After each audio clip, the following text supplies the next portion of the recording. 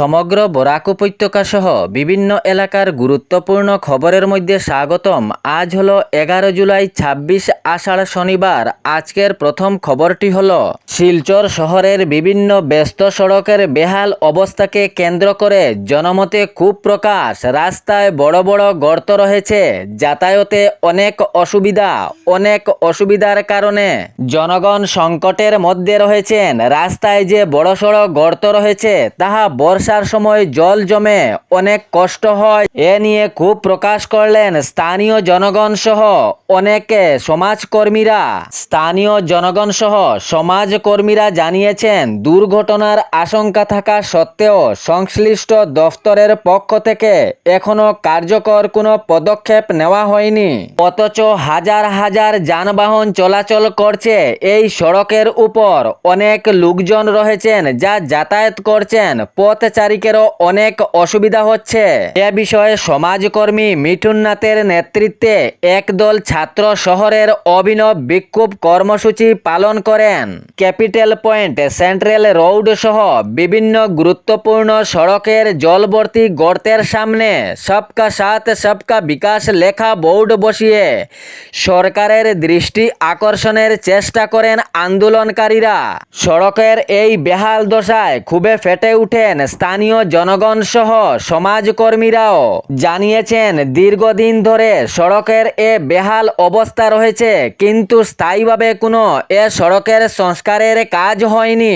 নিত্য প্রয়োজনীয় যানবাহন ঝুঁকিপূর্ণভাবে চলাফেরা, পথচারীদেরও চলাফেরা রয়েছে ঝুঁকিপূর্ণভাবে, কিন্তু এ সড়কের বেহাল দশা এখনো পর্যন্ত কোনো স্থায়ী সংস্কারের কাজ হয়নি। ক্ষোভে ফেটে ওঠা আন্দোলনকারীরা জানিয়েছেন, যদি দ্রুত এ সড়কের কাজ না হয় তাহলে আগামী দিনেও এরকম আন্দোলন গড়ে উঠবে। এর পরবর্তী খবরটি হলো, দুই ফুল এক মালি, অসম রাজ্যে আর চলবে না। পরিষ্কারভাবে জানিয়েছেন অসমের মুখ্যমন্ত্রী ডক্টর হিমন্ত বিশ্ব শর্মা। তিনি জানিয়েছেন, একাধিক বিবাহের সঙ্গে জড়িত যাহারা রয়েছেন তাহাদের মহা বিপদ হবে। বহু বিবাহে মিলবে না সরকারি প্রকল্প। যাহা সরকারি প্রকল্পের সুবিধা দেওয়া হচ্ছে তাহা সব বন্ধ করা হবে। একটিও মিলবে না সরকারি প্রকল্পের সুবিধা। যাহারা বহু বিবাহের সঙ্গে জড়িত তাহাদেরকে সরকারি প্রকল্প থেকে বঞ্চিত রাখা হবে।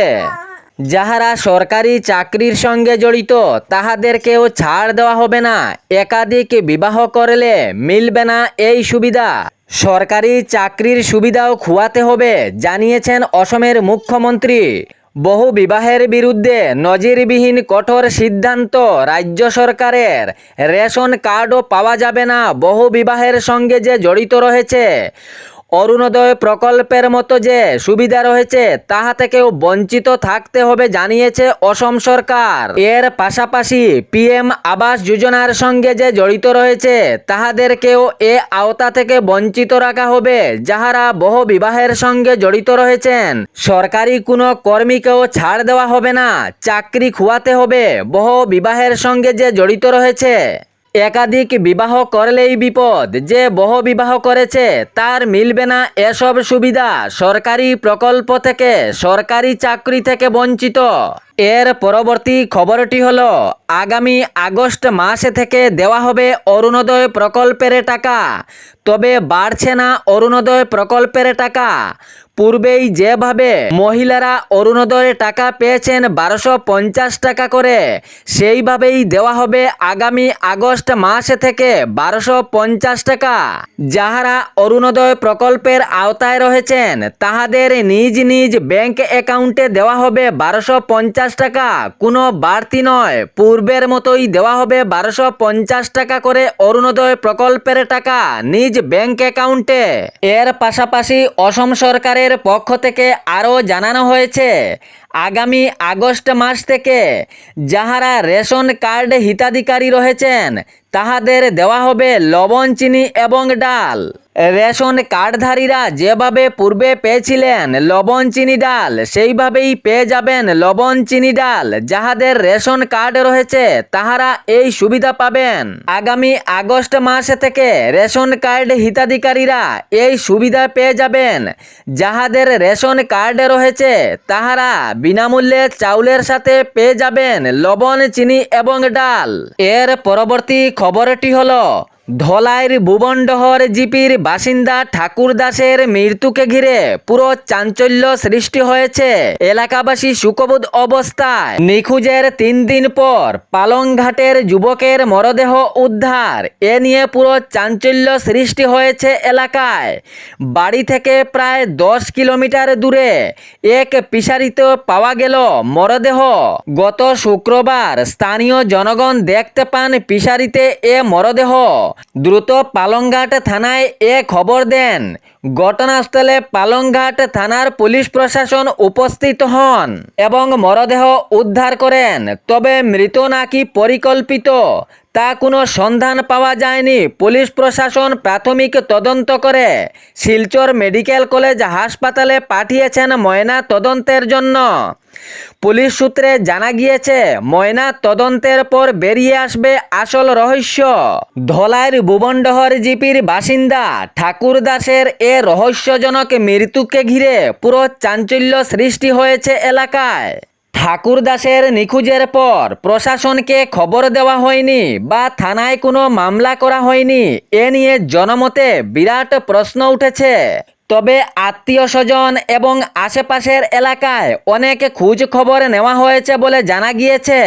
মৃত ঠাকুর দাসের পরিবারের কাছ থেকে জানা গিয়েছে তিনি অসুস্থ ছিলেন। অজার কাছ থেকে নিয়ে যাওয়ার সময় তিনি হঠাৎ করে গাড়ি থেকে নেমে যান। এরপর থেকেই তিনি নিখোঁজ হয়ে যান।